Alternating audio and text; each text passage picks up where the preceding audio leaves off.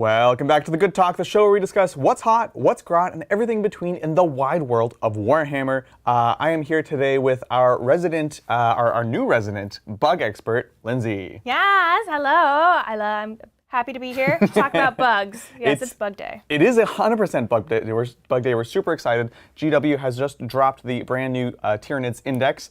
You have been playing the Leviathan box contents, but now we have the whole thing to check out. Gosh, so many more bugs. It's a lot of bugs. And it's very overwhelming, right? We're all kind of just hit with a ton of these new data sheets at once. And so we're going to be, what we're going to be doing today is trying to process a bit of this information. It's going to be an absolute torrent as we get these indexes kind of released to us. So, plan for the day. Talk about what we're excited about, key units, kind of how the army plays. If you want a short version, we do have a video out today, which is definitely worth checking out, talk about some combos. But here we can take a bit of a deeper dive into certain things, maybe discuss what we're interested in or curious about, you know. And we're also, of course, very curious because I think there's a lot of people that are starting NIDS right now, and so they kind of have the same perspective as you.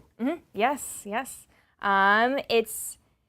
You're just playing with the Leviathan box. What's been in there has been really fun, and it's been it was really easy to get into. I feel like there was a lot of some synergy right away. Totally. And now I'm excited to try everything that's outside of the box, everything that was already in the NIDS world. So. Exactly. Yeah. And some of these, I think, will unlock new synergies, or maybe there's units that felt like they could do more in the box, but they didn't have kind of the other elements. So like the Tyranid Prime, for example, literally supposed to lead the Warriors, and there's no Warriors in the box. So I'm curious to take a look at them. I actually have not looked at the Warriors at all, so I'm very curious. I took a peek. I looked at the Warriors a bit. And yeah, I'm really excited to try them out, especially now with the Prime. They look really fun. It's such a sick model. It's one of those units that, like, even if you don't have Warriors now, you might want them just because that model is so cool, and that kind of is like a motivation. Yeah. I'm super excited. Well, of course, if you do enjoy this video and you want to see more of it, go ahead and hit that like and subscribe button down below. We greatly appreciate it. It costs you absolutely nothing. And you know what? While we're talking about things that cost you nothing, tomorrow we have the tickets go on sale for LVO, Las Vegas Open, next year.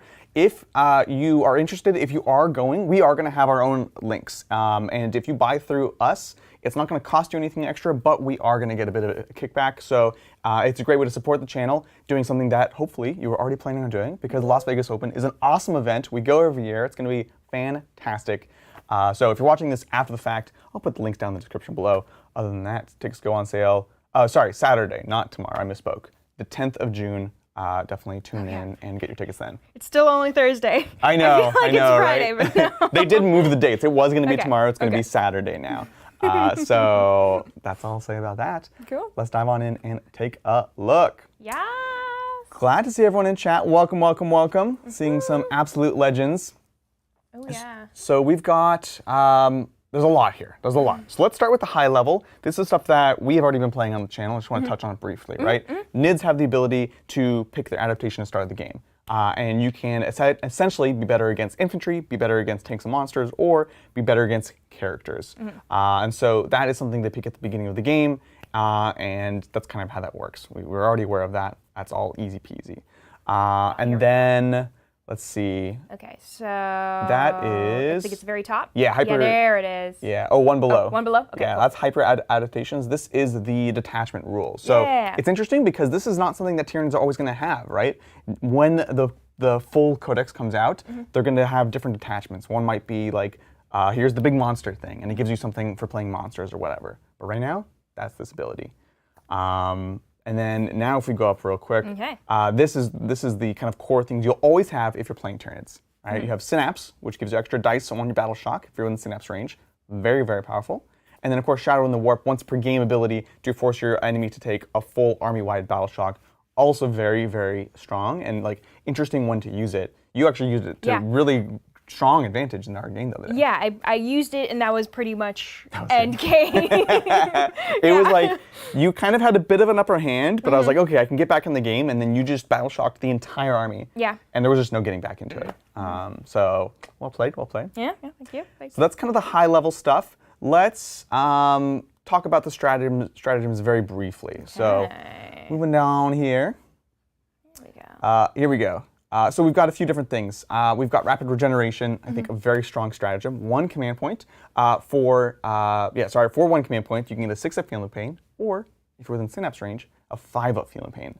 It feels like this is something that really popped out in our games of like, oh, you really want to position Synapse in those key positions. You know, like the Screamer Killer having a 5-up Feeling Pain makes them so much tougher. Yeah. Oh, yeah. I was definitely, by round 2, I was moving things for that. Specifically for that. It's like, okay, I need to stay within this range so I can then put that in, you know, give that the token. And it was a big part of my gameplay there. It is, and that's going to be something we look forward to is like, how do you position the Synapse around the board? You know, John and I played a game last night, and he did something very interesting with his Neurotyrant. Oh, yeah. He did the same thing that you've been doing, where you attach them to the Neurogons, and that expands your Synapse. But then he took 11 more Neurogons, because you can actually take them into squads of up to 20. Ooh. So it was this giant, like, Wi-Fi hub of extending his Synapse. And it's a lot of wounds to dig through. Yeah. And they're endless hordes, so you can return 3 plus D3 at the same time you do, like, your Termagants. Yeah. So I was like, that's actually super interesting. Maybe something worth trying. Oh, yeah. That sounds fun. He's excellent. So we've got that 1 CP. We've got right below it Death Frenzy, 1 CP. This is Fight on Death on a 4+, so it's not guaranteed. Amazing ability. Up at the top right, we have Adrenal Surge, which is unmodified hit rolls. You get crits on 5s instead of 6s. Yes. Now it is 2 command points, but the reason it's 2 command points is because you can pick 2 units. And we will talk about the Swarm Lord, but I think this is one of the reasons why Swarm Lord is so strong. What he lets you do, and I think the Hive Tyrant lets you do this, is once per turn, they can let you use a stratagem for 0 CP. So it's big value on these strats that are normally expensive. You can do this on a 1 CP, make it free, but a 2 CP strat, mega value. Yeah. Oh, yeah. So good ability. I don't love doing it for 2 CP. I don't think you've done it in any of your games yet. No, but it was definitely a consideration. Yeah. Like, it was, if the moment was right, I was going to pop that. Oh, yeah. Well, especially because if you have like exploding 6s, going to 5s, could be good. Yeah. Overrun is a weird strat. This is just an extra 3 inches on your consolidation, which it's situational but strong. 1 CP. That's all I'll say about that. Moving right on down, we have Synaptic Insight. This one lets you put a single unit into a different synaptic imperative. So if you've chosen to get exploding 6s against infantry and swarms, you can just switch this over and be like, oh, I'm going to get automatic wounding against monsters if you really, really need it. So that's cute. And then last of all, Endless Swarm. This one, very strong. 1 CP, and you can return 3 plus D3 models to an Endless Multitude unit. Yeah. Or I think 2 if they're in Synapse range or something wild like that. It's very strong. Yeah. It's very tiny for us on the Yeah, screen. we can't see it. We actually can't read any of these. I'm surprised you're going off of memory. This is entirely memory. I actually cannot see the things that we're showing. When we get to the data sheets, we might have a problem. Okay. Well, we got phones, right? Yeah, exactly. That's a good point, actually. So that's strats. You know? Yeah. And again, this is stuff that we've been playing with. We already kind of knew. Yeah. Let's take. We do have a super chat. Yeah. Let's take that before we move on to the meat and potatoes or like the tofu. Yeah. You know, I think we have 2 super chats. Oh, okay. Let's do it. Yeah. So this one is from Son of Ulrich. Thank you, son. Why did GW not make it clear the data sheets are not the same between CBP, Combat Patrol, and Levbox? And the index. Right. Or did I miss an announcement? Appreciate y'all. Thanks so much, Son of Ulrich. I'd say the messaging has been very mixed in general. I think, you know, we are even having a bit of a tough time sorting through it, to be honest. I think it's kind of like a best intentions and all that stuff where they had a plan, and frankly, the release schedule has just made it super, super confusing for everyone. So, yeah, to the point where literally last Saturday, frankly, I thought we were going to be doing Combat Patrol. Yeah, that's great. We had played Combat Patrol and were ready, and then it was like, oh no, it's the regular indexes, and so suddenly had to learn all of those. So you're not alone in the confusion. But we have the full rules now, so I guess Combat Patrol will come later. Yes. And we'll do kind of more beginner content based off of that. Yeah, that'll be lots of fun. Yeah. Be good. Thank you. Yeah, and then we have another one from Primal Warfrog. Thank you, Primal. Painting Nids from the box in the style of a Goliath beetle. Oh. White skin, black markings, and red carapace. Excited for Venomthrope's Deep Strike Egg. Yes. Ooh. Oh, it's amazing. What do you think of this game?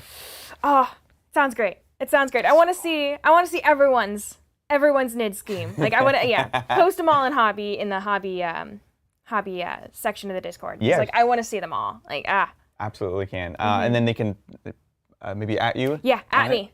At me with your Nid scheme. I want to see. I want to see the bugs. Do at Lindsay with your Nid schemes. And honestly, if you're not a member of the Discord, check it out. It's totally free, and you can hang out. A lot of the conversation around 10th, frankly, is happening there. Yeah, so it's a cool place to hang out. Sure is. Yeah. And I think the link for that's in the description. Yep, down below. Check it out. Join us. Awesome. Yeah. We're looking. Yeah, Melody. We have a screen for the presenter, but when we're getting to this stuff where it's like small text far away, it doesn't cut it for this kind of stuff. So, you know what? Yeah. With that, let's move on. And I am going to go ahead and literally just pull up on my phone at the same time. So here's the part where it's going to get a bit more broad. We're not going to go through every single thing in the book. There's a lot of people that are doing that. So if you want to check it out, I highly recommend it. But we're going to be looking at things that we think are interesting. We're going to be looking at talking about combos. And we're going to be obviously taking questions and suggestions from you in chat about things you're curious about. And so that's what today's going to be about, rather than an extensive 3-hour walkthrough of all the data sheets, because there's a lot of them. Excellent. Cool. So let me pull this up right here. And I do want to talk briefly about, so we're kind of in the characters in what used to be the HQs. So I want to talk about the Hive Tyrants. I want to talk about Swarmlord, because I'm very excited about them. So we have the Winged Hive Tyrant, we have the Foot Hive Tyrant, and we have the Swarmlord, right? And in just a moment, I will have everything fully pulled up. Okay, cool. So the Winged Hive Tyrant, they have this kind of similar ability that they all have. And this is the Will of the Hive Mind. Once per turn, you can select a Tyranids unit within 12 of a model with this ability. And so do note that they all, I believe, have the same wording here, which means if you take multiple Tyrants, you don't get multiple refunds. This is something they're really trying to avoid in the new edition, is like, this ability is great, I want to spam it out. And they're saying one of the guys that have this ability can do the thing. And of course, it lets you make a stratagem cost 0 CP, and lets you do it even if you've already done that strat this turn. Any strat? Any strat. So even the two CP exactly. strat? So you could do, you could have 4 units getting exploding 5, or crits on 5s. Very, very strong. Okay, you could intervene with 2 units. You could double Feeling of Pain, is super interesting. Yeah. Or if you really, really wanted to play the Swarms, you could have 4 units returning 3 plus D3 models. Because that one also selects 2. It's very, very spicy. Cool. Right? Okay. That sounds fun. So I'm into that. Yeah. Other than that, he's kind of just a beat stick. Let's go down and take a look at Swarmlord. Ew. Now, I think Swarmlord is a borderline auto take. A little bit. Let's go up. Oh, wait. Yes, this is the second one. Yeah. Second page of Hive Tyrant. And then we have the Swarmlord. There we go. Cool. Yeah. So Swarmlord, I really like Swarmlord. So he does the same ability, plus what he does is he gives you an extra command point. Is it every turn? Yeah, start of your command phase. If this model is on the battlefield, you get an extra command point. Okay. Which is huge. Yeah. Before we used to start with like 6, we're getting stuff. Now we start with 0. So every command point you get is absolutely massive. And then he has a 9-inch synapse range, which is nice. Ooh, okay. Yeah. His melee profile is a little bit strange, I'll say this. Yeah. So he has 8 attacks. They're strength 9. So there's an awkward thing where he's actually not going to be wounding a lot of big monsters on 4s. It's actually on 5s, which is weird because he is a big monster himself. Yeah. But they're twin linked, so you can reroll all failed wounds. Oh, okay. So that's nice. Okay, yeah. Here's a question for you, Lindsay. Yes. New NIDS player. Yes. What do you think of this model? Yeah, you gotta get the zoom on. Yeah, I gotta get the zoom on. Because that's always the question. Like, if you have a unit that's very strong, very powerful, do you take it even if you don't like it? Maybe you like it and it's no problem. I'm curious on your take and curious on chat's take, because I feel like this guy's essential to playing Tyranids. Have not talked about the power specs yet. I gotta, as someone who's just getting into it, I'd have to try him out. Like, Yeah. you say he pretty essential in the previous editions? On and off, yes. On and off? Okay. He's almost always been a classic. Okay. Yeah. Ooh, and someone's pointing out, oh yeah, he doesn't give you the free strat. Oh. Instead, he has the Vect, which is basically when your opponent uses a strat, he can say every time you use a strat from now onwards, it's going to cost 1 more CP, which is huge. Yeah. So you wait for like a critical like strat that they're going to use, like the 5 of Feel No Pain. Now it's going to cost you 2 command points every time. Oh. So my mistake. He does that, and then the regular Tyrant gives the refund, which is kind of a reason to maybe run both. Yeah, I'm feeling. Yeah, I would if I had him. If I took him. Yeah. I would also want a Hive Tyrant. Yeah. Or I need to try them out. Yeah. Okay. So the rules really will kind of inform whether or not it's worth. Yes, exactly. It's a funny thing because there's like the model and then there's the rules. But for me, and it sounds like it might be similar for you, they're so intertwined. And it's not about like, oh, is this thing powerful? It's like, is it fun? Is it engaging to play? Yeah. And so yeah, frankly, if a unit is good, it's fun to play, and that's gonna make me want to get it. Yeah. You know. If it works with everything else that I have in my army, then he may be that constant auto take. But if I have something that if it doesn't quite work out, you know. Okay. Yeah. No, that's totally fair. I love it. Let's see. Yes, he does give a free CP. Fry Diddy. Nice name. Yeah. Right. Command point reroll. Yeah, can you actually do this on the command reroll? You can use this ability if it does till the end of the battle. Oh, that's interesting. The abilities like this that actually cost an extra CP, you used to not be able to do it on the command point reroll. But it looks like now you can. Okay. Pretty spicy. Nice. Yeah. So yeah, people are asking that. Yeah, looks like you can, which is interesting. It's a weird thing because I'll be honest, most of the time the reroll is not worth it. It's like a trap. Yeah. And so you might be doing your opponent a favor by saying it's gonna be 2 CP and just don't do it. Yeah.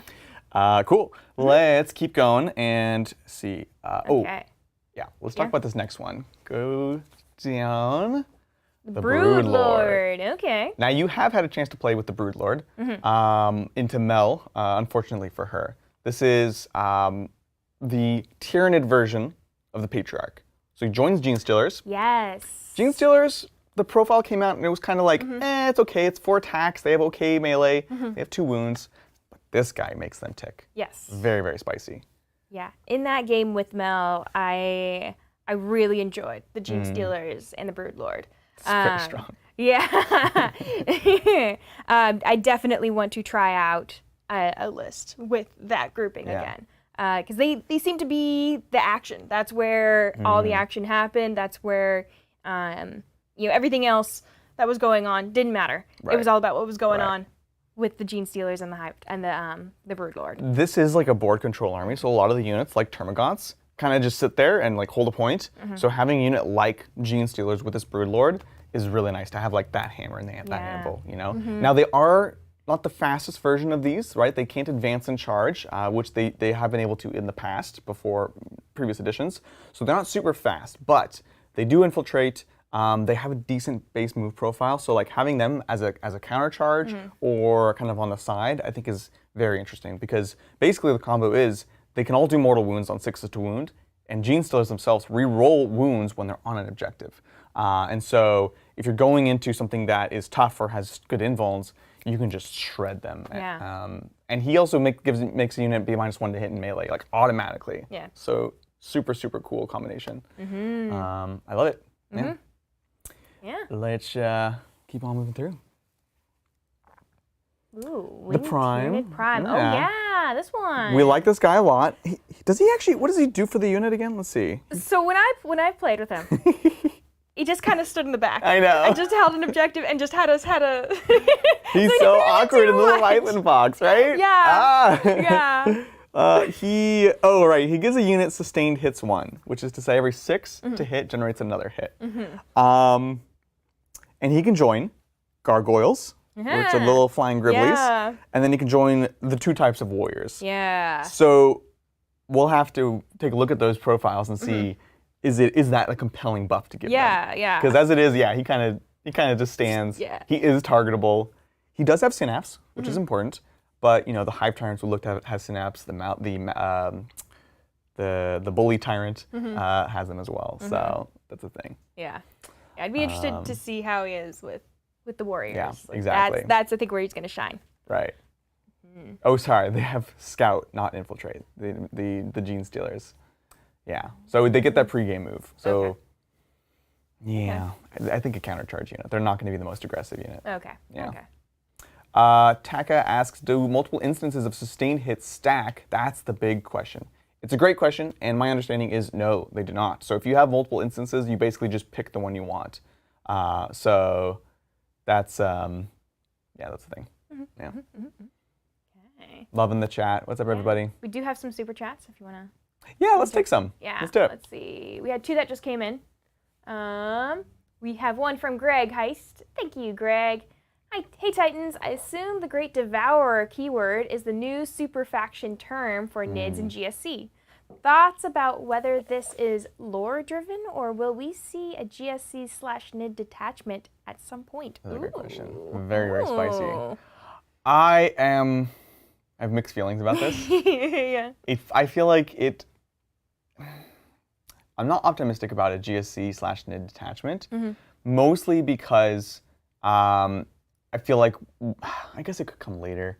Like, I don't think we're going to get it out of the box. Yeah. And the last edition, they kind of stepped away from it because you used to be able to take Gene Stealers and Tyranids and Guardmen in the same, the same army. Because basically the GSC, like they literally, you send Gene Stealers into Imperial societies. They infiltrate, they make Gene Stealer like people, and then they raise up this rebellion and try to overthrow the planet. So by the time the Tyranids come, they can just eat everything, including the Gene Stealer cultists. Oh. So it's like this amazing like cosmic horror because they like worship like these like star gods, and then they arrive and they're just like, oh, they actually don't care about us. They're just gonna eat us, So there was this weird thing when you could play them together because really that would almost never happen. Yeah. By the time the Tyranids arrive, they're also eating the Gene Stealers. So it's not like they were really fighting together, right? Yeah.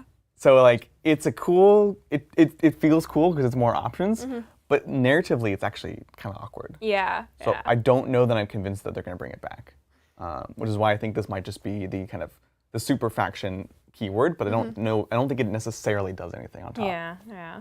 For better or worse. Thanks, Craig. Yeah, thank you. This next question is from Ian Burke. Thank you, Ian.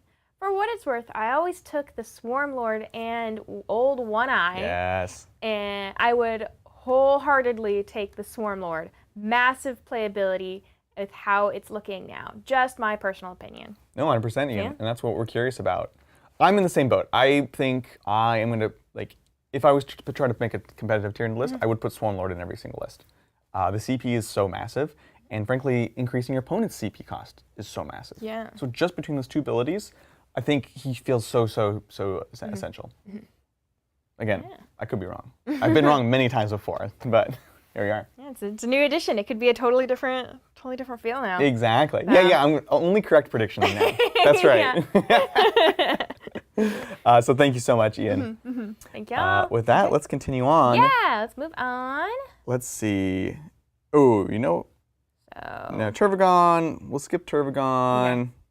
It's a cool big mama bug that returns models, which is awesome. Speaking of Old One Eye. Yes, let's talk about Old One Eye. Okay, tell me about Old One Eye. Old One Eye is so cool. So Old One Eye is a legendary Carnifex, and he just seems to be unkillable in the lore. And so, of course, he's like scarred. He's got like his skull showing. Yeah. And so traditionally, he's like a hero Carnifex that is super tough to kill. And it's funny because he actually like appears. He appears like everywhere across the galaxy. Because here's the thing: like named characters with Tyranids is kind of awkward, right? Yeah. The Swarm Lord, there's like a Swarm Lord in every Tyranid army, and they're kind of like genetically engineered to like be like the hero, the leader. Old One Eye is kind of an anomaly, where he also seems to appear across like different like evolutions of Tyranids, and he's always super hard to kill. And so there's all these like kind of rumors in the lore about like what is this terrifying creature. Gosh. So yeah. We missed Liberty Fires and Soups. We did miss Liberty Fires No! and Soups. Well, Were they before the stream? I think. Yeah. You want to get them after this? Oh, they were in between. Yeah, we'll get them after this. Sandwich. Oh, and we also missed you, Willow. Yeah. Okay. We'll get him after One Eye. All right. Cheers, folks. So old One Eye. Let's see what he does these days. Toughness 9, which is pretty standard for this body type. Only 9 wounds, so not a ton. But if we look at the right, we have these core keywords. Feel no pain, 5+, which I love. In the previous book, you had to spend a warlord trait to give that to him. And in that case, you weren't giving it to someone else. So I love that we're seeing this trend of them just baking in these abilities onto the sheet. Like, you know what? Old One Eye should always be Old One Eye. It's going to be super tough to kill. So he has that. And this next one kind of explains why he doesn't have a bunch of extra wounds. He's in fact a leader, which means he can join a unit of Carnifexes and lead them. I love it. I assume he still doesn't have Synapse. Yeah, so not a Synapse creature himself. And then the special abilities, Alpha Leader. While this model is leading a unit, each time a model in that unit makes an attack, you can reroll the hit roll. So it's Chapter Master for Carnifexes. Reroll all failed hits. Sorry, it's reroll all hits. Okay. And this sounds like a technicality, but let's say you have the exploding 6s, right? Oh. And you really want to get those 6s. Oh, is it another chance to get the? Okay. Exactly. You could choose to reroll everything that's not a 6 to try to fish for it. Okay, so you can choose. You can choose. In this one, exactly. Oh. That's always like an interesting wording is like, look at, does it say reroll failed, whatever, or just reroll? So you could use the strat to make that happen on 5s, and then reroll everything that's not 5s and 6s. It's pretty saucy, right? Yeah, that is saucy. Yeah. Oh, One Eye, I think we're going to be friends. Oh, for sure. He's a monster. Oh, he's an unstoppable monster, which is another rule he has, and he has D3 during the command phase. Super cute. Ooh. Now let's look at his profile. He has 2 attacks. He's got the strike and the sweep. The strike is only 6 attacks, but it is a massive strength 14, EP 3, and damage D6 plus 1. So he hits like a las cannon, basically. Like a stronger las cannon. And then the sweep is 12 attacks, only strength. It's strength 6, AP 1 for 1. So I would like this to be a little bit stronger, either a little bit more AP or a bit more damage. But if you are getting swamped by a bunch of Gribblies, you know, it's nice to have the option, even if it's not ideal. Yeah. Oh, nice. Yeah. So I'm like an Old One Eye. Yeah, he's cool, right? He's awesome. Yeah. And again, people are starting to talk about combos here for the Carnifexes. Double Devour Carnifexes. Yeah, because this is interesting. This is just as an attack. It doesn't say melee. So some Carnifexes, you can like all the arms you can equip with different guns, right? Yeah. So you can have like 4 guns. You can have 4 close combat weapons or whatever. So you could make a shooty Carnifex unit, and they'll reroll all their shooting attacks instead. Oh. So he's cool because he kind of works with like whatever variety of Carnifex you want. Yeah, he's flexible. He's very flexible. Yeah. Which, if and when you get around to Carnifexes, you might. How do you feel about magnetizing?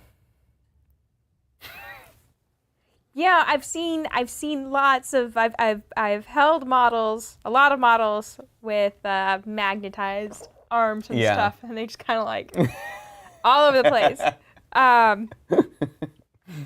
Definitely not opposed to it. It sounds like you're a little opposed to it. It's something I would want to do a lot of research into, so I know to get it right. Right, like how to do it, or how to do it well. Yeah, how to know the right magnets to use. Yeah. Yeah. I'm also magnet allergic. I'll usually just glue them, and then every edition I'll like pop them off, and then like put the new weapon that's good on.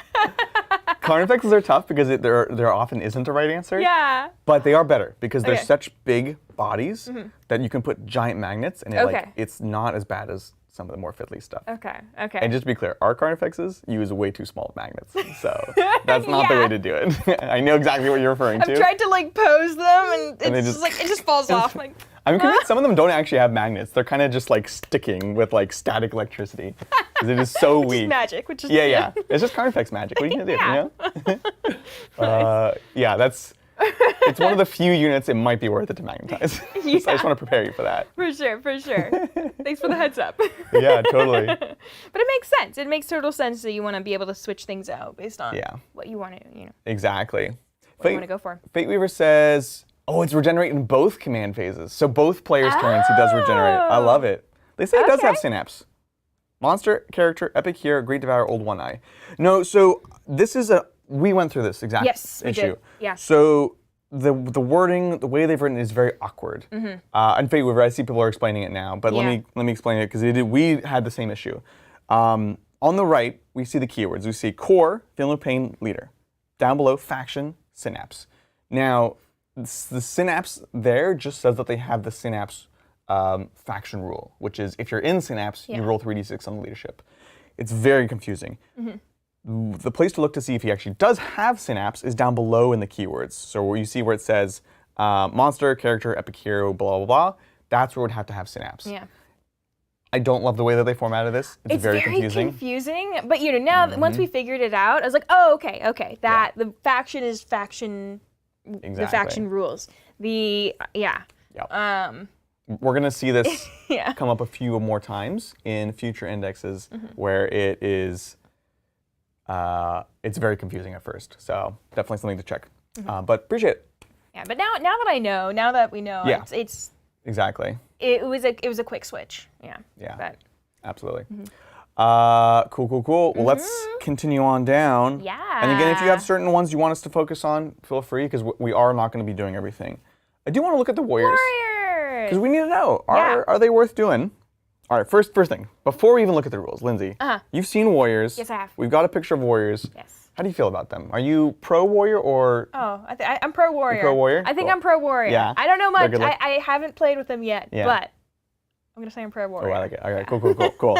Yeah, they're kind of weird. They're like dinosaur Tyranids. Yeah. Which is never a bad thing. No. So warriors traditionally, they are like the leaders of. They're like the middle management, actually, I would say, of the Tyranids. They have synapse traditionally, and they are like kind of an elite infantry. And kind of like the Carnivexes, you can make them shooty, you can make them fighty, you can make them both. But often they have been like a linchpin. And in the previous edition, they were just a very like affordable, do everything kind of unit, very tough. So let's see where they ended up now. Before we take the super chance that we missed. Warriors, let's take a look. So there's two types of warriors now. There's the warriors with ranged bioweapons, and then the warriors with melee bioweapons. And they've just separated these profiles into different data sheets, which I think is the way to go. Yeah. So let's start with the ranged weapons. They have innately, the way I read these is I always look for the abilities on the right hand first. What's the special thing that they can do? Yeah. So they have adaptable predators. This unit is able to shoot and declare charge in a turn in which it fell back.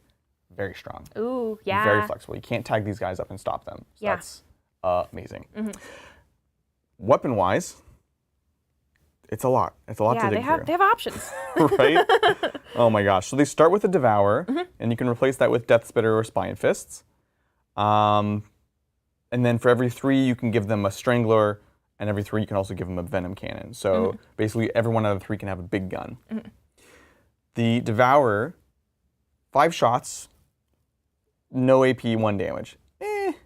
Death Spitters, less shots, Strength 5, 1 AP, 1 damage. I kind of already like that better. Like 2 less shots, but they hit better. No, sorry, they have higher strength, higher AP, and higher range. So already I would almost take the Death Spitter over Devourer. Yeah. Now, the Spine Fists, which are like Tyranid pistols, are interesting. So let's see. 2 shots each. Okay. Still down to strength 4, only range 12. Twin linked, so you're rerolling wounds. Yeah. It sounds like a lot of work. It does. I'm still feeling the death spitter. Yeah. Over that. I like the death spitter over it for sure. Yes, and I think what gets me is the range. Yeah, like, exactly. I like range. That flexibility is nice. Yeah. You know? I want to be able to, I want to be able to protect myself. Yeah. So yeah, range is where I'm going to be looking. Exactly. I definitely agree. I really like the Death Spitter here. Yeah. The Spine Fists begrudgingly might end up being good just because of the rerolls, but I'm just tired even thinking about it, so forget that. Like, your own sanity should matter. Like, are you going to have fun playing this, or is it going to be horrible, you know? Whatever, whatever's the easiest for me to remember and to, you know, to have fun with. It's like, if I don't have to think about it, then I'll have fun. Exactly. Yeah. I played John last night, and he was playing the Tyranids, and he took Spine Fist on like everything because he really likes them. Yeah. But it was horrible. Because I was like, all right, you're winning on 6s, and he's like, oh, but I'm re-rolling, and it's just like all these dice, and he's looking for the 6s to explode, and then rolling the wounds, and it's like a couple through, and it's just like those rerolls. Oh, those rerolls, it'll get you. He almost like, why do they have to be twin linked? Yeah. So I'd still go with the Death Spitter. Yeah, I like the Death Spitter. Try that out. Yeah. Exactly. And the big cannons are good in different situations. So it's cute. I think points will determine a lot for the warriors, whether or not they're worth taking. That's them. On the melee side, let's just take a brief look. We see a lot of this ability in kind of these sheets. So and let's actually scroll down to the melee version. These folks have so it'll be different data sheet because they've totally split it. A little bit farther. Oh, that's the back half. It's a totally different. Yeah, it's totally different sheet. So, there you go. Adrenalized Onslaught. Basically, at the start of the fight phase, you can pick an ability, so they're like going to adapt. You can give them rerolling hit rolls of 1 or rerolling save rolls of 1. It's cute. I'll say that. You know, and they are very simple. They just have bioweapons. 6 attacks, strength 5, AP 2, 1 damage, twin linked. Now here I like the twin linked. I'm on the fence. Again, I think this unit for me is going to come entirely down to points. If they're cheap enough, they do give synapse. They're fine. They're kind of like middle of the road. So I think it remains to be seen. Now, do we know points yet? No, unfortunately not. Those have not been. So it's again, I hadn't looked at the warriors at all, and I'm still kind of undecided. They seem fine, but if they're overpriced, that's not going to be good. If they're like middle of the road, if it's a way to get synapse for a reasonable amount of points, could be interesting. Hide them behind building, give synapse. We'll find out. Before we continue on, let's take some super chats. So this one is from Willow. Thank you, Willow. Chat room. I'm very interested about Tyrant Guard stocks. Is it crazy to think you want at least 2x3 to safeguard the Neuro and Hive Tyrant? I think that's a pretty safe bet, Willow. Tyrant Guard feel very interesting.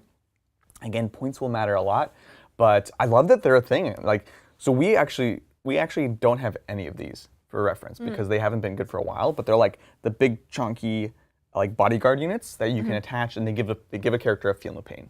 And part of it is like they also just give like extra wounds to the unit. So you have to get through this bodyguard before you get to the character. And even if you do with snipers, they'll have a feel no pain. So I think they're very interesting, and we need to get some. Thanks, Willow. Appreciate thank you. This next one is from Liberty Fires. Thank you, Liberty. And Liberty says, I'm so fancy. You already know I'm in the fast lane from LA to Tokyo. I'm so fancy. Can't you taste this gold? Remember my name. Oh. Yes! So this song has been stuck in my head for like a week now. I love it. Liberty Fires. Shout out. Shout out. Thank you. Oh, it's amazing. I love it. Yes. First things first, y'all. It's a disease you can't get rid of. I'm sorry. It is. Thank you.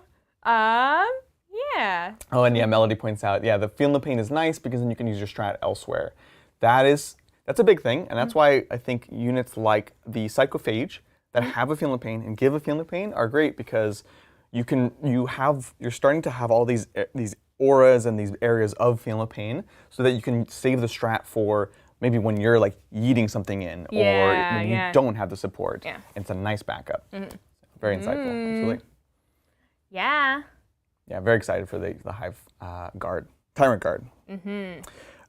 Cool. Well, with that, let's take a look at some profiles. Termagants we've seen. I think they're going to be, we again talk about a combo in the pre-recorded video, so definitely check that out there. I want to briefly mention gargoyles because I think they're real cute. They have an ability. Oh, sorry. There we go. They have an ability called wing swarms. Ooh. And it's basically a shoot and scoot ability. So after they shoot, they can immediately move 6 inches. Ooh. Super cool. Okay. Gives you extra movement if you need to like get inside of a deployment zone. Lets you move, block, or if you want to keep them alive, pop out, shoot, pop back in. Ooh. So it's, I'm into it actually. I'm really into it. I am too. You know? I am too. Yeah. They're a fast fly unit with some movement shenanigans, which is like how you win Warhammer. So shout out to gargoyles. Yeah, yeah. That's it. Moving right along. Here's just a personal favorite. I'm gonna selfishly stop on the Toxicrene. Okay. Yeah, that's fine. The Toxicrene is like a woo kind of monster. They're so cool, and I was convinced when the last edition book came out that they were going to be super strong and everyone was going to take them. But they've always had this problem of being a giant monster on a big base that can't go through buildings. And that has been probably their #1 enemy. So let's see if they manage to overcome this struggle. So we've got special rules, just deadly demise D3, so exploding on D3, that's cute. That's nice. Grasping tendrils. Each time an enemy unit, that's not Titanic, within engagement range of 1 or more units with this ability is selected to fall back. You can roll the dice on a 3+, they must remain stationary. So pins units on a 3+. I like it. I'm a bit nervous on a big monster, having that not be a guaranteed ability, because it's like, 2/3 of the time, every time kind of deal. And if they do fall back, you're probably going to get shot to death. Ugh. Second ability, Hypertoxic Miasma. This is an aura. End of your movement phase, roll a d6 for each enemy unit within 6, and you roll dice. So on a 2 to 3, they take 1 mortal wound. On a 4 to 5, you take d3. And on a 6, you take d6. Very spiky. I'm unfortunately not super sold on this guy. And then he's got some ranged tentacles. I do like 12 attacks with anti-infantry for 2 damage. That is pretty interesting. But overall, it's a lot of like you need to like pray to RNGesus basically. Yeah, and hope it's gonna work out for you. So, unfortunately. Yeah. Move on. Yeah, 11 inches wide in real life. It's just so massive. It's so cool though. Tyrant Guard, as we just mentioned, great tough tanky unit. That's all there. The Neurotyrant we've seen already. I will briefly mention Lictors and Lictor-like abilities. The Lone Operative, so I think they're very spicy to like. Has Infiltrate? Yes. Has Infiltrate? Yes. Has Fight First. But there's another unit that has Fight First, which you love, the Von Ryan's Leapers. Yeah, the Leapers. Awesome. And so they kind of fulfill a similar role with more output. Okay. So I think it's not crazy to take both of these. Yeah. But you might not have to. Yeah. Moving straight on through. Maleceptor will skip. Biovores. Oh, sorry. Let's talk about Biovores, but not Pyrovores. Biovores. Did I miss the Biovores? Wait. Maleceptor. Oh, no. There's no Biovores yet. Okay. Someone mentioned the Harrowspecs, so let's talk about the Harrowspecs, yeah? There we go. Harrowspecs! Yeah. All right. Let's see. Again, I'm going to go to special rules first. What is this? I'm liking this model, though. Oh, yeah.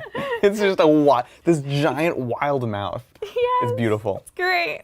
Special rule, Grisly Spectacle. Each time they're selected to fight, after you resolve the attacks, if 1 or more enemy units were destroyed, so you have to kill a whole unit, each enemy unit within 6 must immediately take a battle shock test. So they're just like freaked out. This literally, it's the Grisly Spectacle. Yeah. They're so disturbed by the way that this thing eats that they take a battle shock test. Yes. Yes. I love it. The Harrowspecs is like... but it has to be a whole unit. Yeah. Okay. So that's what makes it not as tempting, I'll be honest. Yeah. Yeah. Yeah. Let's see how killy is. Like, how likely is it to kill a unit? We have the ranged weapon, the Grasping Tongue. Oh, it has precision, so you can target characters with the tongue. You can be like, snipe them out. That's amazing. I love it. It's only a 12-inch range because it's the tongue. Yeah. I guess a 12-inch tongue is like pretty good. Yeah. And then in melee, we have 2 separate profiles. So this isn't like a pick one. You get both. Oh. You get 14 Ravenous Maws at AP 1 for 2 damage. Again, it's interesting against like maybe like 2 Wound Marines and stuff like that. Yeah. And then you get the Shoveling Claws, which are only 4 attacks, but they're going to hit for d6 plus 1 damage. Interesting. This is a weird, confused profile, I'll be honest. Because on one hand, you have 14 Ravenous Maws, which are good at like middle infantry, 2 wound infantry. And then you have the Shoveling Claws that are good at like things with a ton of wounds. Yeah. So it's a little confused. It's like always going to have one profile that feels not so good into your target. Yeah. You know? Yeah. But it's an awesome model. It is. I feel like I would try to toss this model into like a middle. Yeah. I would try it into a middle of the road unit, infantry unit. Yeah. But have something else there to kind of bring down that unit. Yeah, exactly. Have like another, like some termagants there to kind of like whittle it down, and then bring this guy in for the final blow. I think that's a great point that you bring, which is it doesn't have to do all the work. It just needs to get the final blow, right? It's like in like video games where it's like you just need the last hit, so you're waiting for that. And causing battle shock is a big deal. We've seen that. Like normal battle shock is strong, but it's like okay, eventually this will be a thing. But if you can force it immediately, very strong. Yeah. I think that's a great point. Yeah, I see it like thematically or cinematically. Yeah. It's like the unit of Space Marines, a small 5 unit of Space Marines are being like surrounded by these termagants that are just like chipping away at it, and then slowly from the shadows, just trundling up is this giant, gross looking bug that just knocks him out. It just eats so disgusting. It's literally, it's every villain in like a Peter Jackson movie. They eat so gross that you're just like, oh my god, I'm done. I'm done here. You hear the slurping sounds before you actually see it. Cracks the head like a cherry tomato. Yeah. It's cool. I'm very curious. And it's decently tough. It's got 14 wounds. So that's, I think that's more than any that I had on the table the other day. Yeah, exactly. So, this is truly a big monster. Because even the Psychophage is like 12, 10? I think it's 10. It's less than this. Yeah, right? It's less. I think it was 10. I think 10 was the highest that I had. So it's nice to see this guy kept a lot of wounds. Moving on to Venomthropes. I think Venomthropes continue to be a mainstay of the Tyranids army. Now these are the noodle monsters, as Bridget would refer to them, which is always nice. Yeah. And basically their deal is they hide around a corner and they make everything tough to hit. They put out this like toxic spores. And they're like woo. So they have a couple things. They have stealth, so they themselves are -1 to be hit at long range. But more importantly, they do 2 things. Tyranid units within 6 gain the benefit of cover, which is huge, especially because cover is so difficult to get now. Love that. And if you're not a monster and you're within 6, you also gain stealth. So you're getting cover and you're getting -1 to hit. This is chef's kiss. I love it. These are, I'm liking them. I'm liking them and their noodles. They're so noodly. I know, they're just slurping a whole bunch of noodles. I love it. So you put this with your Termagants. They get cover, so they have a 4-up save. They're -1 to be hit. It's awesome. Yeah, I just run around the board and, grab objectives and, And they don't have to see anything, so they can hide safely behind a wall just doing noodle stuff, I think it's cool. Yeah. Oh, yeah, they seem great. Love it. So that's Venomthropes. Von Ryan's Leapers. Oh, the Leapers. They're so cool. Yes. Now, we have seen them, we have played them, but I will say, genuinely a great unit. Yeah. They are awesome, and I think we're going to see a lot of them in Tyranid lists, both competitively and for fun. Yeah, they were great. Like when I've played them, they were really fun. Did you give them MVP? Yeah, I did. You did? I did. Yeah. Very, very strong. And it's not just because I like them. Right. It's because I felt like they did a lot for the game, for my game. So the high move, infiltrate, and fight first. Like fight first is so strong in these units because, to be clear, if at home, if you're not familiar with the way this works now, if you both have fight first, the non-active player is going to activate first. So if you have your Leapers in a ruin holding a point, and someone charges you, they have fight first. You have fight first. You actually fight before the attacking unit. It's a huge ability. Yeah. Very strong. Oh yeah. Great. Excellent. Let's take a look. We can skip the little neurobubs. Yeah. And talk about something cute. I'm excited about. They are adorable. Yeah, they're They cute. they but they stay in places. The Zoanthropes. This is a unit I think many people are curious to see what happened to them because they have been problematic for a while. They are the psychic brain bugs, and so since the advent of mortal wounds, they just check out an obscene amount of mortal wounds to the point where they got nerfed tremendously by having their points just jacked up super high. Like each of these would cost more than a character in the previous edition. Yeah, it's wild. Oh, buddies. Yeah. Now we have yet to see the points for them, but. Let's see if they made it not necessary to make them cost more than a character. Yeah. The way they work now is they have a couple auras, which are interesting. One, they have Spirit Leech, which is enemy units within 6. Every time they fail a Battle Shock test, they take D3 mortal wounds, and this unit heals D3 wounds. So, pretty cute. Yeah, I like cute. it. And this is an army that wants to force Battle Shock tests. So you have these guys kind of floating up next to the Haruspecs. He makes them fail it. Then they take D3 mortal wounds. These guys heal. It's awesome. They did keep the 4+ invuln, which you can see down below, which makes them super tough to kill, or unreliable to kill. Yeah. And then they have the Warp Field ability, which is another great thing you can stack with your Termagants. Your Tyranids within 6 inches get a 6+ invulnerable save. Ooh, okay. Really good. So suddenly those Termagants, even if someone manages to bring like super high AP, you're still getting your 6s. -1 to hit, getting 6s. It's awesome. Okay. So this is great. This is just buffing stuff. We haven't seen what their like psychic brain attack does. And here we have the Warp Blast. And I think for me, the most interesting profile is this bottom one, the Focus Witchfire. Yeah. It's like a short-range las cannon, basically. Now the Tyranid book, and you'll see this if you watch some of the other videos about Tyranids, they are going to struggle to kill high toughness things. Yeah. Other big monsters, big tanks, things like that, because there's not a lot of like tank busting. This is one of their few options.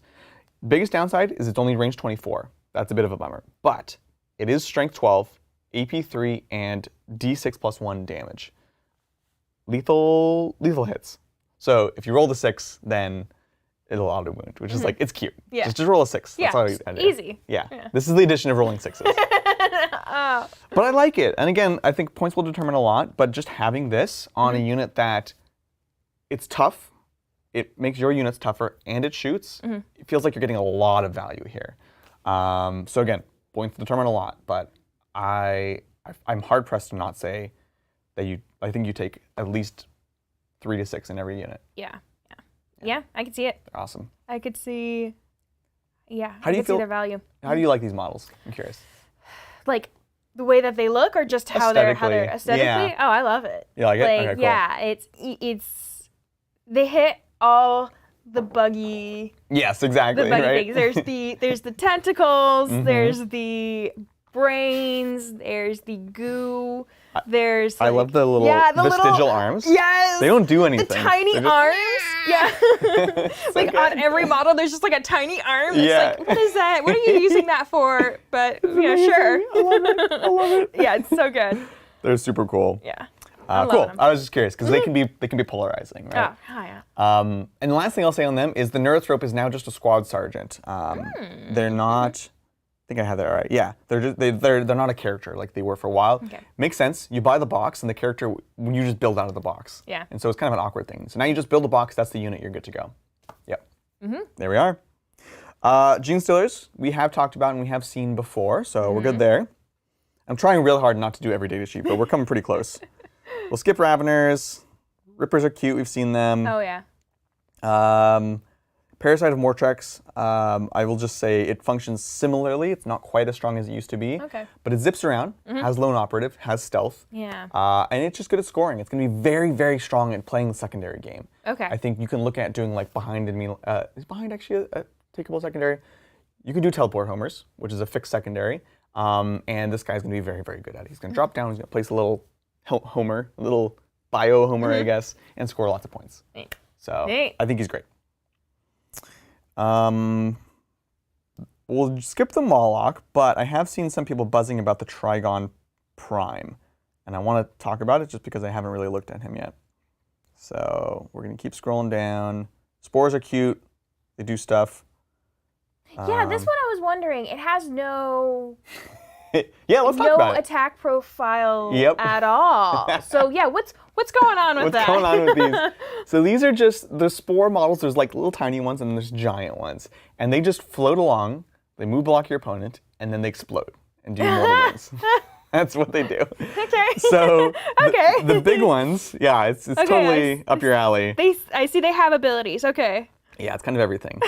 So they have Bio Minefield, which is kind of cute. You can't start or end an advance within 6 because I guess it's like too dangerous. Like you don't run through a minefield, right? Yeah. and even less so a floating minefield, right? Someone's saying, oh, there's no prime, just Trigon. Oh, okay, so we'll okay. talk about the Trigon. So they have that, and then floating death. So the big ones, each time an enemy unit ends a move within 3 inches of a model in this unit, basically if they move within 3 or you move within 3 of them, you roll a dice. On a 2 through 5, you take D3. On a 6, they take D6. And then the model's gone. And that's it. It's cute.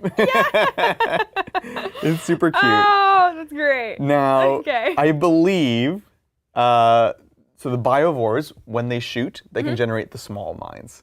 Okay. And then there is, remember we were talking about the Tyrannocyte, like the drop pod that poops Yeah. out guys? There's the fortification version, the building, and that also can generate some of them. It might be able to generate the big ones. Okay. And they just kind of are a problem. They stand in the way. They do mortal wounds. It's cute. I love it. Yeah. Yeah, right up my alley. I know, exactly, right? pooping mines. Right. Let's go back to the Trigon since apparently there's no prime. Boop, boop, boop. Let's see. I accidentally jumped way There it far is. forwards. Yeah. What page is it on? It is page 65 65. or Cool. around there. Right. Trigon. So why are people excited about Trigon? Let's see. Yeah. So the Trigon is generally a beat stick character, or unit I should say, and traditionally what it does is it tunnels up and it can bring a unit with it through the tunnel. So that's traditionally its role. So let's take a look. Subterranean tunnels. Each time this model is set up on the battlefield using the Deep Strike ability, which it does have, it can be set up anywhere on the battlefield that's more than 3 inches horizontal. So you don't have to come in 9 away, you can come in 3 away. Very, very close. Oh. I love it. Okay. Now, they have the important addendum, which is expected, which is you cannot charge if you come up within 3. So you can do 9 and take the charge, or you can come up within 3 and not charge. Okay. Okay. Which is cute. What's the OC? OC4. So you pop up, you put OC4 on an objective, but you can't charge. He doesn't take anyone with him. Weird. He does have 12 attacks at 3 damage, which is pretty good. Ooh. Yeah. Ouch. It's just at odds with his subterranean assault ability, Yeah. right? It's like he comes up and then sits there and then gets shot to death.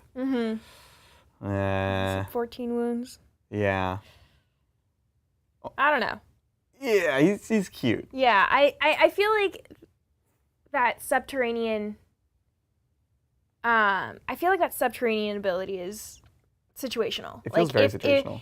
in a rare situation where you need just a big model there. Right, exactly. But like maybe to take, I don't know, maybe to take An objective. an objective for just one turn. Now, John did take a Trigon yesterday. Okay. And he did play it. And he did come up 3 away to take an objective. Yeah. So it did do that. Okay, it did what it needed. The problem is then I turned around and killed it. Yeah, That's where I'm struggling. it's like a sacrificial type of thing. Yeah. It sounds like. I guess you could bring it up on a flank to Yeah. take an objective where like you're safe because you are going to be able to see, because you can come in, only come in more than 3, you can kind of stay behind terrain.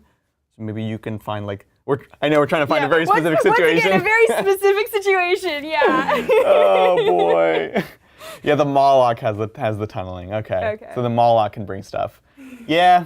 I'm not super hot on the Trigon. Yeah. Again, if he's dirt cheap, that could be cute. Yeah. I like the profile, it's just the ability's awkward. Yeah. Yeah, sorry folks. Trigon with rapid ingress. Oh, okay, I like that. Yeah, okay. So let's talk about rapid ingress. Okay, yeah, what is that? This is a core strat that we haven't really used in our games yet on stream. at the end of your opponent's move phase, or sorry, at the end of your opponent's move phase. I still think the argument we're saying stands. You can pay CP to bring someone in. Okay. Actually, is it end of turn? Basically, you can bring in a unit on your opponent's turn. Okay. What this means is, when it's your turn, you can still move the unit. Because normally when you come in from reserve, you can't move again. That's it. Yeah. But you bring them in during their turn. Now it's your turn, you can move. Okay.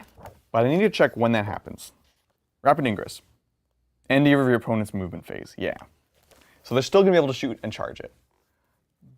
But it's a bit better. It's better than doing it on your turn and losing a whole turn. Yeah. So that does help. Yeah. I'm not super sold still, but Have to try it out. Yeah. Have to try that out. I mean, we'll try it. We have it, so we'll give it a go. Yeah. Excellent. I think before we move on, should we check on some super chats? Some super chats, definitely. I know quite a few have come through. Yeah. Let's see. This next one is from Ian Burke. Thank you, Ian. Fun lore fact about Old One-Eye. He's non-synapse because of when he was allegedly wiped out and thought to be dead. Nids around him almost lost synapse and pledged loyalty. Also lost synapse and pledged loyalty to Old One-Eye by marking their faces to match. Epic. I love it. That's amazing. Oh my gosh. Such a cute story. They're like breaking away from the hive mind. They're like, we're our own people, and this is our hero. Yeah. They have like Old One-Eye t-shirts. I want an Old One-Eye t-shirt now. We should make this happen. Yes. Oh my god. Oh. That's awesome. Thank you, Ian. Thank you for sharing that wonderful story with us. I'm going to steal that for a short, Ian. Yes. This next question is from Stu Will. Thank you, Stu. When Liam heads over there next week, will you take him out for Twinkies and coffee? Oh, Twinkies and coffee? What are we? Two separate places, I feel like. You'd have to go to like a Target for Twinkies. Yeah. And then go. Oh, they have Starbuckses? Like Target Starbuckses? Oh, okay. We're really stretching for this thing. Oh, God. I like it. Twinkies really and coffee. Treating him. That feels like a 1970s like detective thing to do. You got Twinkies and coffee and like your cigarettes, you know? You know what? Let's make it happen. I love it. But we are super excited for Liam to come visit and celebrate 10th with us. Yeah, it'll be fun. Thanks, Stu. We can take another one. This one's from Pandemic Painting. Thank you, Pandemic. And they ask, are Screamer Killers the new melee effects?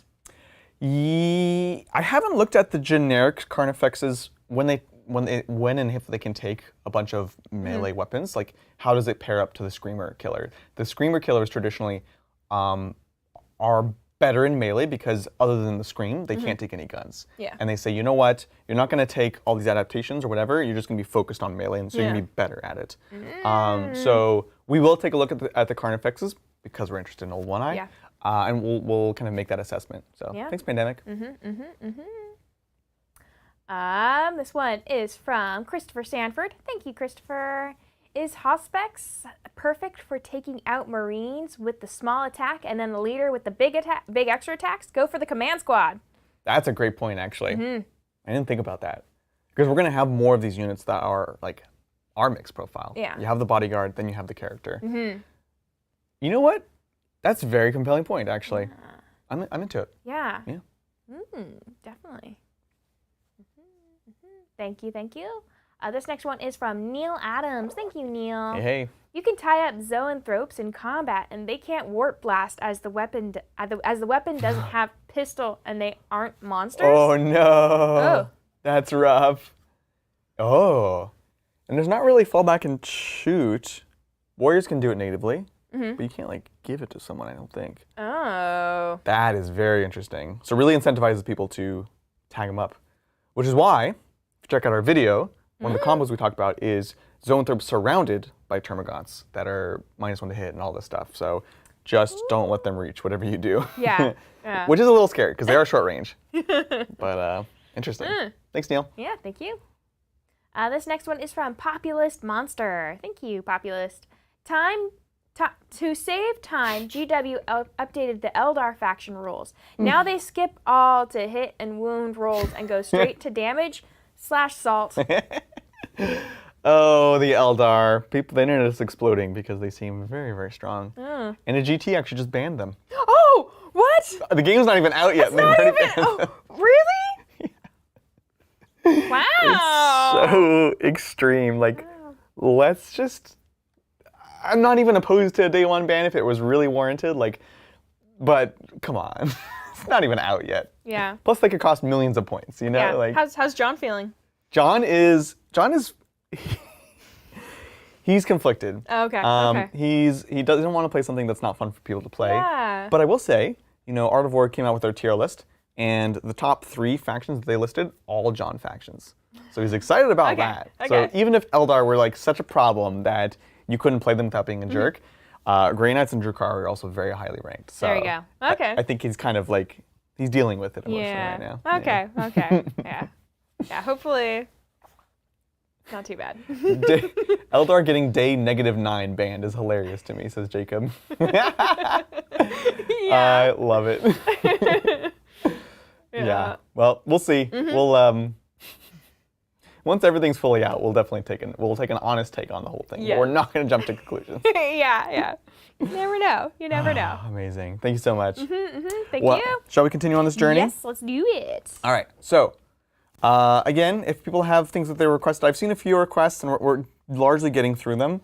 But if there's something that we really missed and you feel strongly about, the Exocrine, I'll just mention briefly, remains a kind of elite infantry killer. 3 damage, only strength 8. So it's not good against big monsters, but it's good against elite infantry. Okay. There's a lot of that in the Tyranid book, though. Yeah. So that's him. Biovores, here we are. Biovores, I think, remain to be interesting because of a couple things. One, they have indirect. Indirect, very, very strong, very important, which is related to the Eldar problem.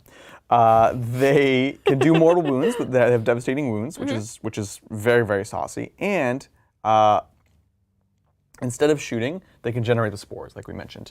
Now, I think they've done a better job than they have previously in designing this rule. Previously, I don't remember what they did in the current book for 9th, but before that, especially, it was every time you missed with a Biovore, you would generate a spore. But sometimes you want to do the spore. So you would do this awkward thing where they're -1 to hit if they move. So if you wanted to generate spores, you would like shuffle them around and make them like hit worse just to generate the spores. And it was like super awkward of like, all right, we're just like, I don't know, we're trying to miss.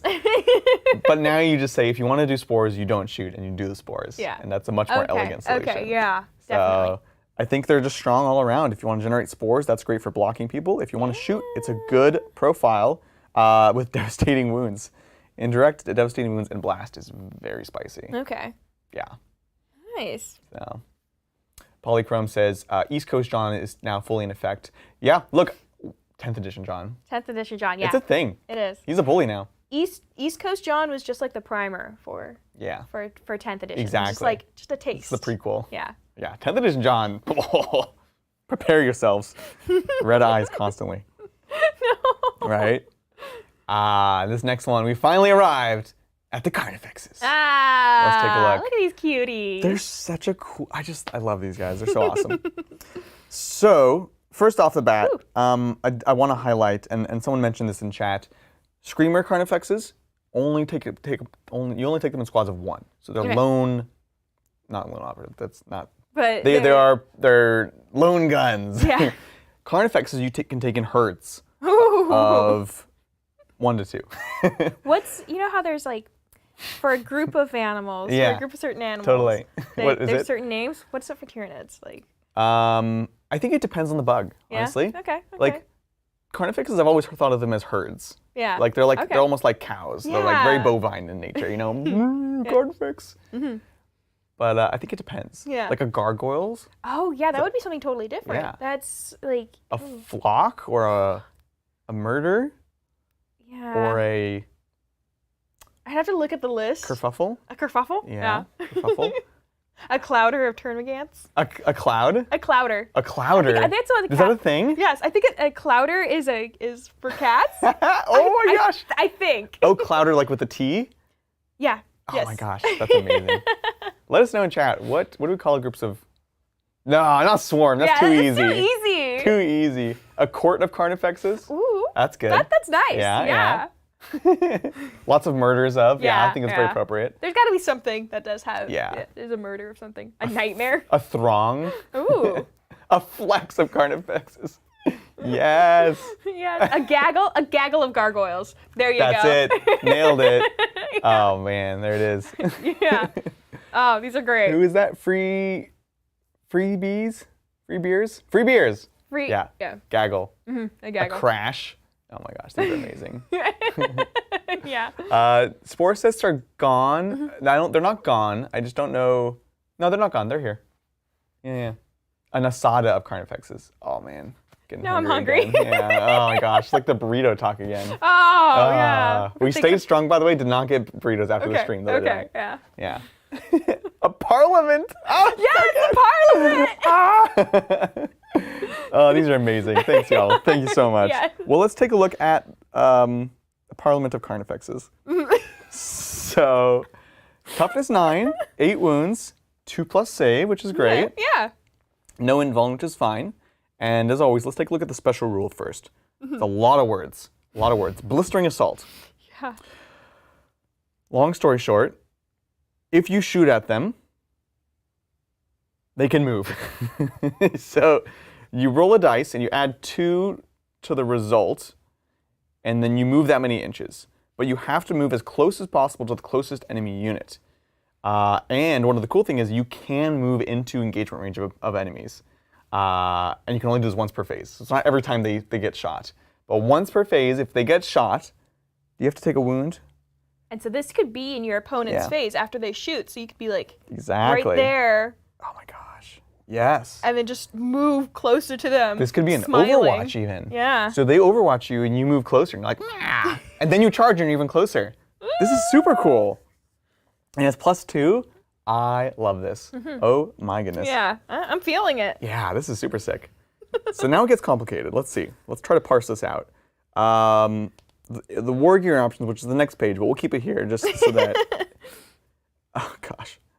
So they by default they start with the scything talons, extra scything talons, and then Xenos claws and teeth. Okay. And they can exchange their scythe talons with a chunk of things, and they can exchange their extra talons with a chunk of things. Yeah, there's some of these data sheets, you know, like the Termagants, right? Very simple. empty, very simple. And it's like, oh, why is there so much space? Oh, I see. I see why there's so much space, because you have units like this. Yeah, you have to design it for units with this in mind. Exactly. Yes. Oh my gosh. And then any number of models can be equipped with a bioplasma or spine banks. Okay. So let's do that first. That's easy. Okay. So you get bioplasma or spine banks.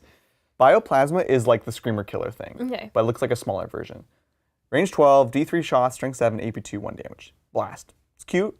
Spine banks, 5 shots, strength 5, AP0, 1 damage.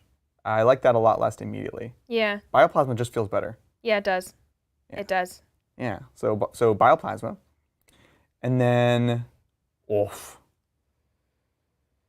let's look at the basics. So the scything talons. The scything talons and the extra scything talons are basically the same profile. Hitting on 4s, so not great. Strength 9, AP2 for 3 damage. Now remember, if you put old one eye, it's 4s re-rolling. Oh. Then it becomes spicy. And of course, you can get exploding 5s if you're, doing the right combo going into infantry. So that's pretty spicy. Shooting wise, and you can take the crushing claws, which are less attacks, but they are strength 12, AP3 for D6 + 1. So those hit, again, like las cannon. So I like that. And it is tough to find high strength in the Tyranids army, so the crushing claws I think pretty compelling to put into monsters and tanks. Shooting wise, there's lots of options. So I'm just kind of taking a glance at them. Death Spitters, I do like the Death Spitter profile. With Slimer maggots. Slimer maggots! Different than the Death Spitters that we saw earlier. These ones have Slimer maggots. I love it. Oh my gosh. I like that a lot. 6 shots, strength 7, AP2 for 1. Yeah.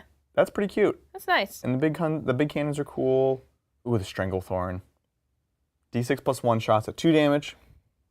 or you do the Venom Cannon, which is D3 for 3 damage. I like that less, actually. Yeah, I like the I like the. I don't know. Spine Bakes. Yeah. No, it's interesting. I think my favorites are the Death Spitters and the Stranglethorn for shooting. Yeah. I want to try out the Heavy Venom. Yeah. Flat 3. Yeah. It does give you good AP. It does, and that's kind of why I'm liking it. You know, higher strength. Yeah. Higher AP. Yeah, you're gonna get less attacks, but I want to, I want to see what it does. I want to try it out before I go for the Stranglethorn. Oh. It is blast. Yeah. So every 5 models, you're gonna get +1 number of shots. Yeah. So that actually helps a lot because most squads you're at least gonna be 5. So really, it's an average of 3 shots. Okay. And that's much better than looking at it as like. I like that a lot actually. Yeah. Okay. Well, we'll have to try it. Definitely. An old one I feel is very, very strong here because they are only hitting on 4s, so getting those full rerolls feels actually almost essential, I'll be honest, to running these guys. Yeah, one eye. He's a legend. He is a legend. How many Devours can you take? Let's see. Can you do double Devours? You can. Yeah. Which is cool because then you're going from 6 shots to 12 shots on that profile. Okay, with the slanging maggots. I think that's very compelling, honestly. Range 24, so it's kind of middle range. And the cannons are always 36. So if you are going to take a cannon with the small guns, you're kind of splitting the profiles a little bit. It's a little bit awkward. And they really want to shoot different things. So that's Carnifexes. Yeah. We'll give them a go for sure. Do take note, -1 damage is gone.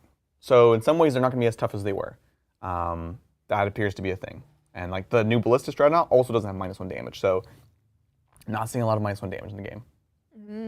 Yeah. Okay. Oh, there's the Screamer Killer. Yeah. We've seen. We've seen. We like him. He's cool. Yeah. Lone gun. Pretty neat. Ooh, Hive Guard. So Hive Guard have been a problem on and off for a while. The only thing I really want to highlight is this is one of their other few anti-tank. So we talked about Zoanthropes. Now we're going to talk about Hive Guard with the with the shock cannons, because they have the anti-vehicle 2+ keyword, which means no matter what the strength is, they always win vehicles on 2s, which is very, very tough to do with any other weapon. And it is 3 damage. So I think that is something that's going to, it's very, very compelling. If we end up seeing lots of tanks, if knights become a problem, shock cannons. That's all I want to say on that one. So there's that. Isn't twin just twin linked now, not 2?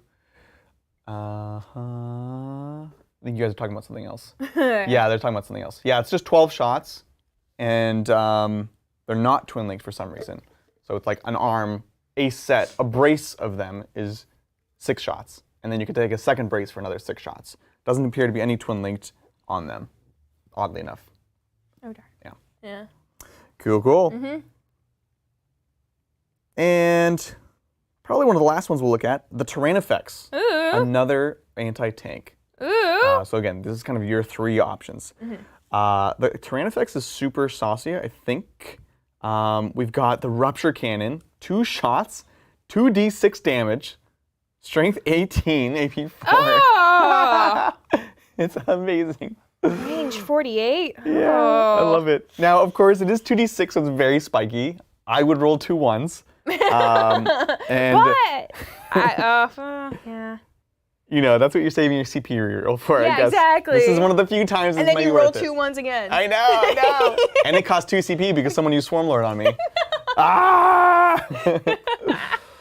I will say it has Resilient Organism, which is -1 damage. So this one actually does have -1 damage.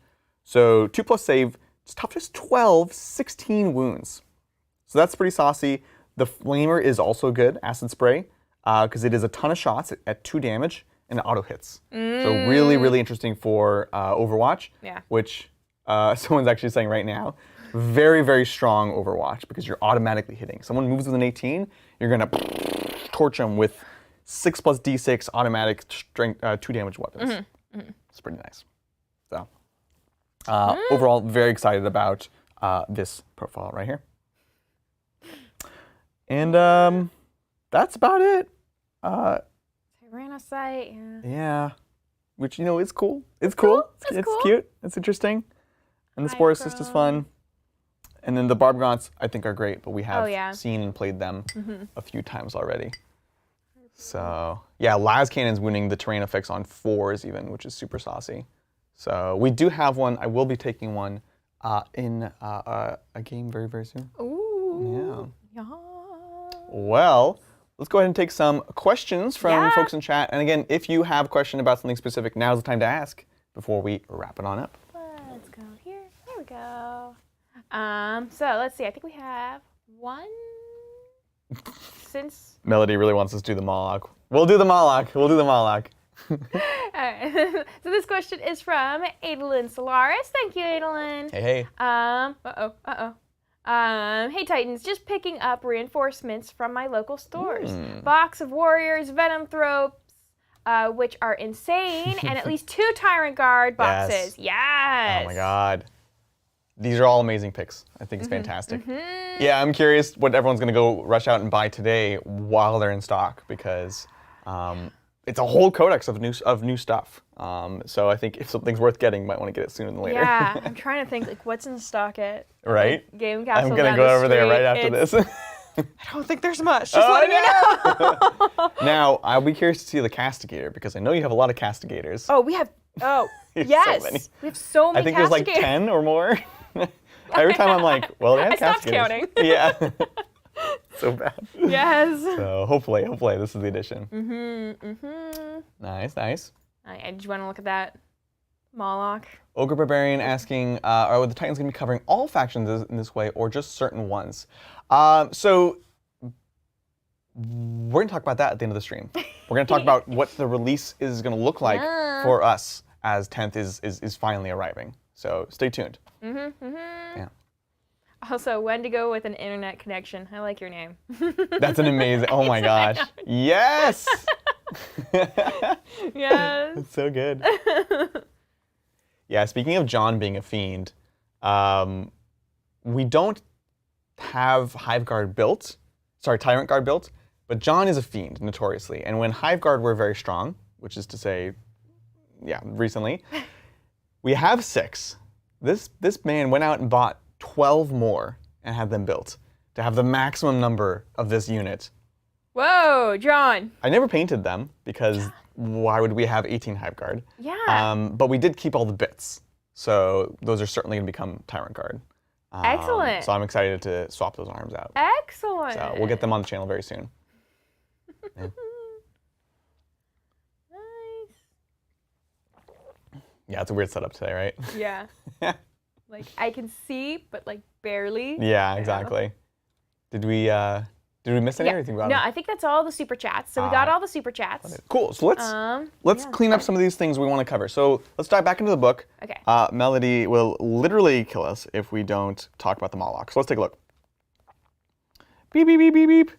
Moloch. It is like the beginning, middle, I think. Beginning, middle? Beginning, middle. Like, I guess people call that a third of the way through. Yeah. Moloch. Or no, it's actually pretty far in the beginning. It was one of the first ones that we kind of skipped over. Yeah. Sorry, Mel. One of the only ones who skipped. I really wasn't going to go through everything, but it's just too interesting. Old One Eye. Oh, we should talk more about Old One Eye. Always. Yeah. May I interest you in our Lord and Savior, Old One Eye? There's the spores. There's the Trigon. Yes, we'll there definitely it is, have. Moloch. Yay! We'll definitely have Jeff's Nids on for sure. Yay. What page are we on? This is page. Oh, we're done now. Too far away. No. But it's right above the spores. Right above the spores. That does help.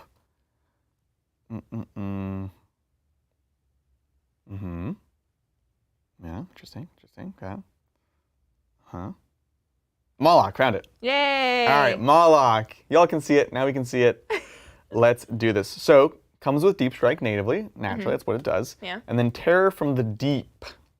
Each time this unit is set up on the battlefield using the Deep Strike ability, roll 1d6 for each enemy unit within 12 of this model. On a 2 through 4, that unit suffers d3 mortal wounds. On a 5+, they suffer 3 mortal wounds. And here's the most interesting part, must take a battle shock test. That is super awesome. Melody, it'll be worth a chat, just hold on. I love this battle shock ability. The mortal wounds is like, again, it's cute, it's okay, but the mortal wounds, I love it. Being able to trigger anything, a battle shock at will, very compelling. Oh, yeah. Now, melee, let's take a look. The distendable jaw. And it has like several jaws. It's like a 5-piece part. Yeah, it's like yeah. What does it do? One attack? Oh, I see. It's one extra attack. Okay. So the main profile is the Scything Talons. It's 16 attacks, strength 8, AP 2, 1 damage. Kind of like it's been before. It seems a little bit better. And then the Distendable Jaw is a single anti-infantry 4+, devastating wounds, extra attack. So what does this mean? It's a lot of words. It means hits on a 3, and then against infantry on a 4+, it just does flat 3 mortal wounds. It's cute. Okay. It's cute. Yeah. I like it. I like it. Well, they're saying triple Molochs come up and ruin your opponent's day. Okay. Oh my gosh. That is a very good point. Yeah, because on one, it's like, okay, it's a 1 out of 3 of chance to get the 5 up. Yeah. You're going to do mortal wounds. But if you can bring on multiple, if you can fit multiple in, then that's going to be really, really saucy. If you can fit them in. Right. Yeah, it does not have the come up 3 away like the Trigon does. This is just a straight 9. So you're going to be looking at like what can you get within that kind of 3 inches of like depth into your opponent's line. Again, depending on points, could be very, very interesting. And causing battle shock is so, so important. Cannot overstate it. Yeah. So I'm excited. Yeah. Again, we have one. Let's find out if we need to get more. I love it. Yeah. Gotta get 2 more, apparently. I honestly think so. Like 5s, I can't roll a 5. Maybe 10th edition John can. We'll see. Oh. Yeah. I don't know. Thanks, Melody. Appreciate it. I'm glad we went back for that one. Yeah. Love it, love it, love it. Thank you. Awesome. Okay. Yeah, it is each enemy unit. So you're going for breadth rather than depth, right? Just try to hit as many units as you can, and just scatter shot them with it. Yeah. We did get another super chat. This one is from Hamsterdam. Thank you, Hamsterdam. Hey, Titans. Do you think a Crusher Stampede style list would work in 10th? OC for primary and battle shock shenanigans to stop enemy actions. Oh, great question, Amsterdam. I think yes and no. I think they're trying to be very cautious about fully rewarding skew lists. I think there are skew lists that are going to be strong because they frankly just overload you with tough bodies or D-cannons or whatever it is, and they kind of skip the game.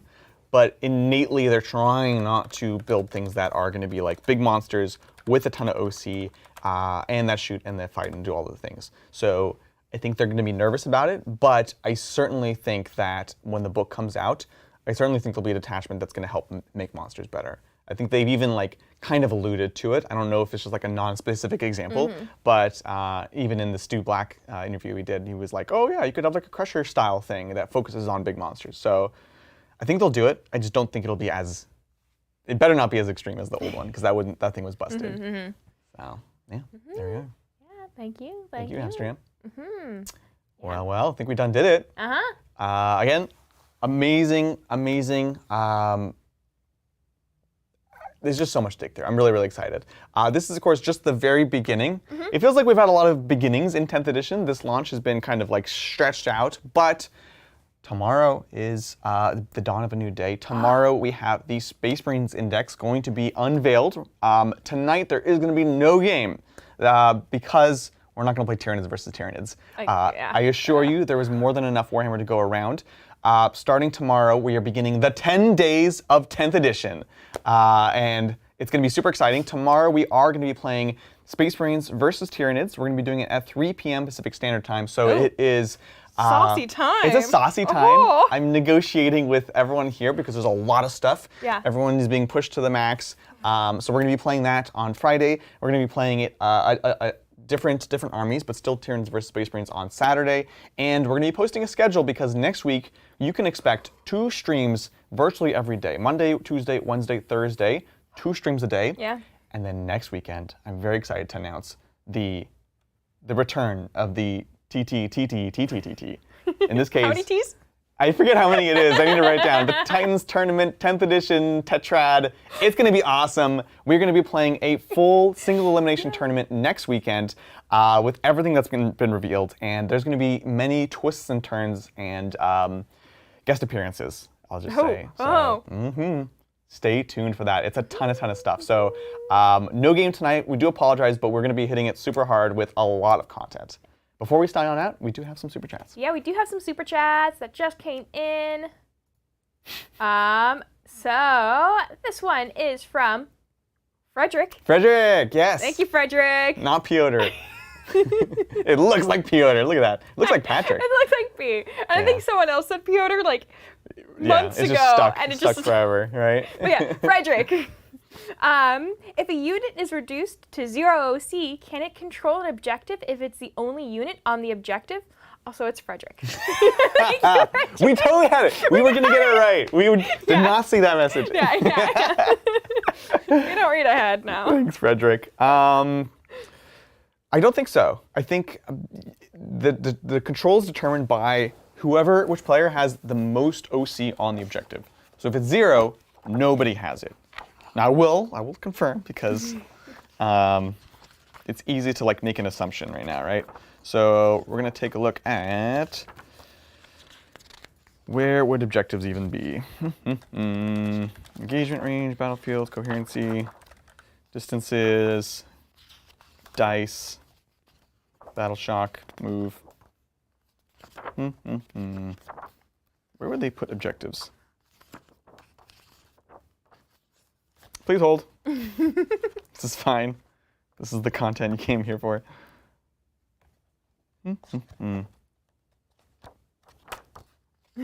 really don't know, honestly. Terrain. Okay. Example battlefields. That's it. You can't hold objectives in this game. Yeah, no holding objectives. Yeah. What are objectives? Not allowed.